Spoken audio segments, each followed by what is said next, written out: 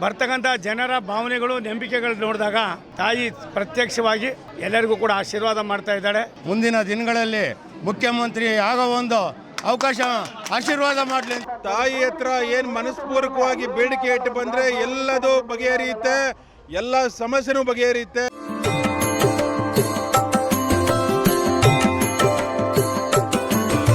ತಿಪಟೂರು ತಾಲೂಕಿನ ಕೋಟೆ ನಾಯಕನಹಳ್ಳಿಯಲ್ಲಿ ಶ್ರೀ ಬನಶಂಕರಿ ಅಮ್ಮನವರ ಹಾಗೂ ಶ್ರೀ ಕೊಲ್ಲಾಪುರದಮ್ಮನವರ ಜಾತ್ರಾ ಮಹೋತ್ಸವ ಹಾಗೂ ಬ್ರಹ್ಮರಥೋತ್ಸವ ದಿನಾಂಕ 23/4/2026ರಿಂದ 28/4/2026ರವರೆಗೆ ಅದ್ಧೂರಿ ಜಾತ್ರಾ ಮಹೋತ್ಸವ ನಡೆಯಿತು. ಈ ಜಾತ್ರಾ ಮಹೋತ್ಸವ ಉದ್ಘಾಟನೆಗೆ ಶ್ರೀ ಶ್ರೀ ಶ್ರೀ ರುದ್ರಮುನಿ ಸ್ವಾಮೀಜಿಯವರು ಚಾಲನೆ ನೀಡಿದರು. ಭಾನುವಾರ ಕೇಂದ್ರ ಸಚಿವರಾದ ವಿ ಸೋಮಣ್ಣನವರು, ಮಾಜಿ ಶಾಸಕರಾದ ಎಂಡಿ ಲಕ್ಷ್ಮೀನಾರಾಯಣ ಹಾಗೂ ರುದ್ರಂ ಭಾವ ಸ್ವಾಮೀಜಿರವರು, ಎಸ್ ಪ್ರಶಾಂತ್ ರವರು, ಜೆಡಿಎಸ್ ಮುಖಂಡರಾದ ಶಾಂತಕುಮಾರ್, ಡಾಕ್ಟರ್ ಶ್ರೀಧರ್, ಎಂಪಿ ಉಮಾಶಂಕರ್, ವಿಜಯ್ ಕುಮಾರ್ ಆಗಮಿಸಿ ದೇವರ ಕೃಪೆಗೆ ಪಾತ್ರರಾದರು. ಈ ಜಾತ್ರೆಯಲ್ಲಿ ಲಕ್ಷಾಂತರ ಭಕ್ತಾದಿಗಳು ದೇವರ ದರ್ಶನ ಪಡೆದು ದೇವರ ಕೃಪೆಗೆ ಪಾತ್ರರಾದರು.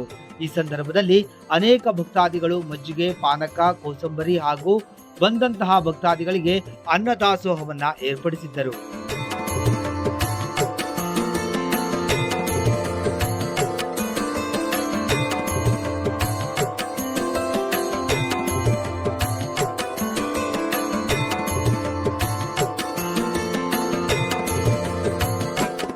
ಮನುಷ್ಯನಿಗೆ ನಂಬಿಕೆ ಎನ್ನುವುದನ್ನು ಅಪಾರವಾದ ನಂಬಿಕೆಯಿಂದ ತಾಯಿ ಬನಶಂಕರಿ ದೇವಿಯ ಈ ಉತ್ಸವಕ್ಕೆ ಪರಮಪೂಜ್ಯ ಶ್ರೀ ರುದ್ರಮುನಿ ಮಹಾಸ್ವಾಮಿಗಳವರು ಇದರ ಪ್ರಮುಖರೆಲ್ಲರೂ ಕೂಡ ನೀವು ಬರಲೇಬೇಕು ಅನ್ನುವ ಸೂಚನೆಯನ್ನು ಕೊಟ್ಟಿದ್ದರು. ನಾನಿಲ್ಲಿ ಬಂದು ನೋಡಿದಾಗ ಆ ತಾಯಿಯ ಆಶೀರ್ವಾದಕ್ಕೆ ಬರ್ತಕ್ಕಂಥ ಜನರ ಭಾವನೆಗಳು ನಂಬಿಕೆಗಳು ನೋಡಿದಾಗ ತಾಯಿ ಪ್ರತ್ಯಕ್ಷವಾಗಿ ಎಲ್ಲರಿಗೂ ಕೂಡ ಆಶೀರ್ವಾದ ಮಾಡ್ತಾ ಇದ್ದಾಳೆ.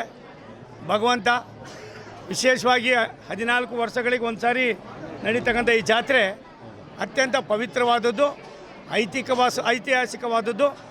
ದೇಶದಲ್ಲಿ ಏನು ಸುಮಾರು ವರ್ಷಗಳ ಇತಿಹಾಸವನ್ನು ಮುಂದಿನ ಪೀಳಿಗೆಗೆ ಪರಿಚಯಿಸ್ತಕ್ಕಂಥದ್ದಕ್ಕೆ ಇವತ್ತು ದೇಶದ ಸಂಪ್ರದಾಯ, ಈ ಸಂಪ್ರದಾಯ ಜೊತೆಯಲ್ಲಿ ಸಂಸ್ಕಾರವನ್ನು ಕೂಡ ಮುಂದಿನ ಪೀಳಿಗೆಗೆ ಕೊಡ್ತಕ್ಕಂಥದ್ದಕ್ಕೆ ಆ ತಾಯಿ ಆಶೀರ್ವಾದ ನಾವೆಲ್ಲ ಕೊಡೋಣ.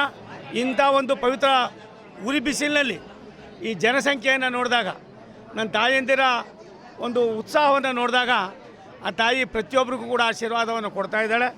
ಇಂಥ ಪವಿತ್ರ ಕ್ಷೇತ್ರಕ್ಕೆ ಬಂದು ನಾನು ಕೂಡ ನನ್ನ ಜನ್ಮ ಪಾವನ ಆಗಿದೆ ಅನ್ನೋ ಸಂತೋಷದ ಮಾತನ್ನು ಈ ಸಂದರ್ಭದಲ್ಲಿ ಹೇಳಿ, ಪ್ರತಿ ವರ್ಷ ಎಷ್ಟು ವರ್ಷಕ್ಕೊಂದು ಸಾರಿ ನಡೀತದೆ ಅನ್ನೋದಕ್ಕಿಂತ ಹೆಚ್ಚಾಗಿ ಜನರಲ್ಲಿರ್ತಕ್ಕಂಥ ಒಂದು ಆಶಾಭಾವನೆ, ಆ ನಂಬಿಕೆ, ಭಗವಂತನ ಮೇಲೆ ಇಟ್ಟಿರ್ತಕ್ಕಂಥ ಒಂದು ಅಪಾರವಾದ ಗಾಢವಾದ ಒಂದು ಏನು ತೀರ್ಮಾನ ಇದೆ.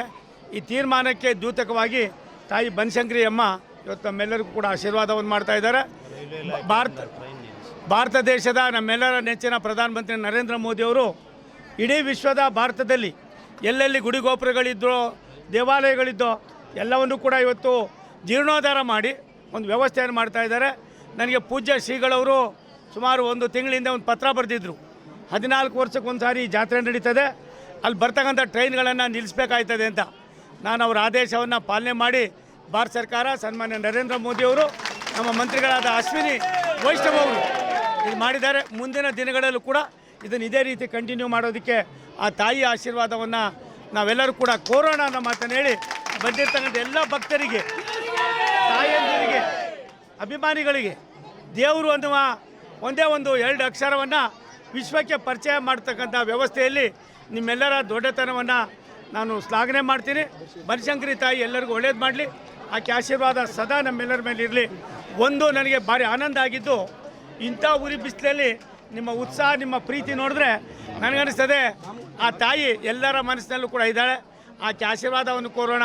ನನಗೆ ಅಲ್ಲಿ ಒಳಗಡೆ ಹೋದಾಗ ನಾನು ತಿರುವಣ್ಣಾಮಲೆಯಲ್ಲಿ ಅರುಣಾಚಲ ಪ್ರದೇಶದ ಅರುಣಾಚಲ ದೇವಸ್ಥಾನಕ್ಕೆ ಹೋಗ್ತೀನಿ. ಅರುಣಾಚಲ ದೇವಸ್ಥಾನದಲ್ಲೂ ಕೂಡ ಹೊರಗಡೆ ಥಂಡಿ ಇರ್ತದೆ, ಒಳಗಡೆ ಹೋದರೆ ಬೆಂಕಿ ಉರಿತದೆ. ಆ ತಾಯಿಯು ಕೂಡ ಪ್ರತ್ಯಕ್ಷವಾಗಿ ಅಲ್ಲಿ ಶಾಶ್ವತವಾಗಿದ್ದಾರೆ. ಎಲ್ಲರ ಮನಸ್ಸನ್ನು ಗೆಲ್ತಕ್ಕಂಥ ಕೆಲಸವನ್ನು, ತಾಯಿ ಮನಸ್ಸನ್ನು ಗೆಲ್ತಕ್ಕಂಥ ಕೆಲಸವನ್ನು ನಾವು ನೀವೆಲ್ಲರೂ ಕೂಡ ಮಾಡೋಣ. ಭಗವಂತನ ತಾಯಿಯ ಕೃಪೆಗೆ ಪಾತ್ರ ಆಗೋಣ. ಎಲ್ಲರಿಗೂ ನಮಸ್ಕಾರ. ಕೇಂದ್ರದ ಮುಖ್ಯ ರೈಲ್ವೆ ಸಚಿವರಾದ ಸೋಮಣ್ಣವರು ನಮ್ಮ ಒಂದು ಜಾತ್ರಾ ಕಾರ್ಯಕ್ರಮಕ್ಕೆ ಬಂದು ನಮಗೆ ಭಾಳ ಒಂದು ರೈಲ್ವೆ ಇದನ್ನೆಲ್ಲ ನಿಲ್ಲಿಸಿ ಅನುಕೂಲ ಮಾಡಿಕೊಟ್ಟಿದ್ದಾರೆ. ಅವರು ಇದೇ ರೀತಿ ಅವರು ಜನಪ್ರಿಯ ನಾಯಕರು. ಇದೇ ರೀತಿ ಹಿಂಗೆ ಜನಸೇವೆ ಮಾಡಿಕೊಂಡು ನಮ್ಮ ಬನಶಂಕರಮ್ಮ ತಾಯಿ ಬನಶಂಕರಮ್ಮ ಅವ್ರಿಗೆ ಮುಂದಿನ ದಿನಗಳಲ್ಲಿ ಮುಖ್ಯಮಂತ್ರಿ ಆಗೋ ಒಂದು ಅವಕಾಶ ಆಶೀರ್ವಾದ ಮಾಡಲಿ ಅಂತ ನಾನು ಈ ಮೂಲಕ ಕೇಳ್ಕೊತಾ ಇದ್ದೀವಿ. ಇದು ನನ್ನ ಕರ್ತವ್ಯ. ಇನ್ನೂ ಸಾಕಷ್ಟು ಕೆಲಸಗಳು ಮಾಡೋದಿದೆ. ಇಲ್ಲಿ ಏನು ಒಂದು ನಿಲ್ದಾಣ ಕೇಳಿದ್ದಾರೆ, ಅದು ಕೂಡ ಮಾನಸಿಕವಾಗಿ ಯೋಚನೆ ಮಾಡಿ ಮಾಡೋದಕ್ಕೆ ತಯಾರು ಮಾಡ್ತೀನಿ. ಒಂದು ಸತ್ಯ, ಇದ್ಯಾವುದು ನಮ್ಮದಲ್ಲ, ಆ ತಾಯಿ ಎಲ್ಲವನ್ನು ಕೂಡ ಮಾಡಿಸ್ಕೋತಾಳೆ. ಇಷ್ಟೊಂದು ಸಂಖ್ಯೆ ಜನ ಬಂದಾಗ ಯಾವ ಊರು ಯಾವ ಕೇರಿ ಅನ್ನೋದಕ್ಕಿಂತ ಹೆಚ್ಚಾಗಿ ಇಡೀ ರಾಜ್ಯದ ಮೂಲೆ ಮೂಲೆಗಳಿಂದ ಬಂದಿದ್ದೀರಿ. ಇಲ್ಲಿ ಏನೇನು ಅವಕಾಶ ಇದೆಯೋ, ಅವಶ್ಯಕತೆ ಇದೆಯೋ ಎಲ್ಲವನ್ನು ಪೂರೈಸೋಣ. ಒಂದು ಬನಶಂಕರಮ್ಮ ಈ ಮಟ್ಟದಲ್ಲಿ ಇಲ್ಲಿ ನಡೀತದೆ ಅಂತ ನನಗೆ ಗೊತ್ತಿರಲಿಲ್ಲ. ಅದಕ್ಕೆ ನಾನು ಪೂಜ್ಯ ಶ್ರೀಗಳವರಿಗೆ ನನ್ನ ಪ್ರಣಾಮಗಳನ್ನು ಸಮರ್ಪಣೆ ಮಾಡ್ತೀನಿ. ಭಕ್ತರು ಗೌಡರು ನೋಡಿದ್ರೆ ನನಗೆ ಆನಂದ ಆಯಿತು. ಈ ದೊಡ್ಡತನವೇ ಇವೆಲ್ಲಕ್ಕೂ ಕಾರಣ ಆಯ್ತದೆ. ಎಲ್ಲ ಒಟ್ಟಾಗಿ ಕೆಲಸ ಮಾಡೋಣ, ಆ ತಾಯಿಯ ಕೃಪೆಗೆ ಪಾತ್ರ ಆಗೋಣ. ಬನಶಂಕರಿ ಅಂತ ಅಂದರೆ ಈ ಭಾಗದಲ್ಲಿ ಶಕ್ತಿ ದೇವತೆ ತಾಯಿ. ಇವತ್ತು ಭಕ್ತಾದಿಗಳು ನನ್ನಂಗೆ ನೂರಾರು ಸಾವಿರಾರು ಲಕ್ಷಾಂತರ ಭಕ್ತಾದಿಗಳು 3 ದಿವಸದಿಂದ ಬರ್ತಾ ಇದ್ದಾರೆ. ಈ ಶುಭ ಸಂದರ್ಭದಲ್ಲಿ ತಾಯಿ ಎಲ್ರಿಗೂ ಒಳ್ಳೇದು ಮಾಡಲಿ. ಎಲ್ಲರ ಮನೆಯಲ್ಲಿ ಅವ್ರು ಏನು ಬೇಡಿಕೆ ಇಟ್ಟು ಬಂದಿದ್ದಾರೆ, ತಾಯಿ ಹತ್ರ ಏನು ಮನಸ್ಪೂರ್ವಕವಾಗಿ ಬೇಡಿಕೆ ಇಟ್ಟು ಬಂದರೆ ಎಲ್ಲದೂ ಬಗೆಹರಿಯುತ್ತೆ, ಎಲ್ಲ ಸಮಸ್ಯೆನೂ ಬಗೆಹರಿಯುತ್ತೆ. ಅದ್ದೂರಿಯಾಗಿ ವಿಜೃಂಭಣೆಯಿಂದ ಆಚರಣೆ ಆಗ್ತಾರೆ ಜಾತ್ರಾ ಮಹೋತ್ಸವ. ನೋಡ್ತಾ ಇದ್ದಾರೆ ಹೆಂಗೆ ಸಾವಿರಾರು ಜನ ಬರ್ತಾ ಇದ್ದಾರೆ. ತಿಪ್ಟೂರು ತಾಲೂಕಲ್ಲಿ ಬೆಂಗಳೂರು ಬನಶಂಕರಿ ಬಿಟ್ಟರೆ ಇವತ್ತು ಶಕ್ತಿ ದೇವತೆ ಯಾವ್ದಾರು ಇದೆ ಅಂದರೆ ತುಮಕೂರು ಜಿಲ್ಲೆನಲ್ಲಿ ತಿಪ್ಟೂರು ಬನಶಂಕರಿ ಕೋಟನಾಯಕನಹಳ್ಳಿ ಗ್ರಾಮದಲ್ಲಿ ತಾಯಿಯ ಭಕ್ತಾದಿಗಳು ಎಲ್ಲ ಶರಣಾಗ್ತಾರೆ. ತಾಯಿಯ ಎಲ್ಲ ಕರ್ಮಗಳು ನಿವಾರಿಸಿ ಅವರ ಏನೆಲ್ಲ ಸಂಕಲ್ಪಗಳು ಇರ್ತವೆ, ಸಂಕಲ್ಪಕ್ಕೆ ಒಳ್ಳೇದಾಗೋದಕ್ಕೆ ಒಳ್ಳೇದು ಮಾಡೋದಕ್ಕೆ ಇವತ್ತು ನಾನು ಸಂಕಲ್ಪ ಇಟ್ಕೊಂಬಂದಿದ್ದೀನಿ. ಮುಂದಿನ ಸರಿ MLA ಆಗಲೇಬೇಕು ಅಂತ ತಾಯಿ ಶಕ್ತಿ ನಮ್ಮ ಮೇಲೆ ಕರುಣಿಸ್ತಾಳೆ ಅಂತ ಒಂದು ಭರವಸೆ ಇದೆ. ತಾಯಿ ನಮ್ಮೆಲ್ರಿಗೂ ಶುಭ ಸಂದರ್ಭದಲ್ಲಿ ಬೇಡ್ಕೊಂಡಿದ್ದೀನಿ. ಎಲ್ರಿಗೂ ಒಳ್ಳೇದಾಗಲಿ. ನಮ್ಮೆಲ್ಲ ಭಕ್ತಾದಿಗಳು ಇವತ್ತು ಏನೆಲ್ಲ ಬೆಂಗಳೂರಿಂದ ಎಲ್ಲ ಬಂದಿದ್ದಾರೆ, ತಾಯಿ ಎಲ್ರಿಗೂ ಒಳ್ಳೇದು ಮಾಡಲಿ ಅಂತ ಈ ಒಂದು ಸಂದರ್ಭದಲ್ಲಿ ತಾಯಿಯಲ್ಲಿ ಮತ್ತೊಮ್ಮೆ ನಾನು ಪ್ರಾರ್ಥಿಸಿ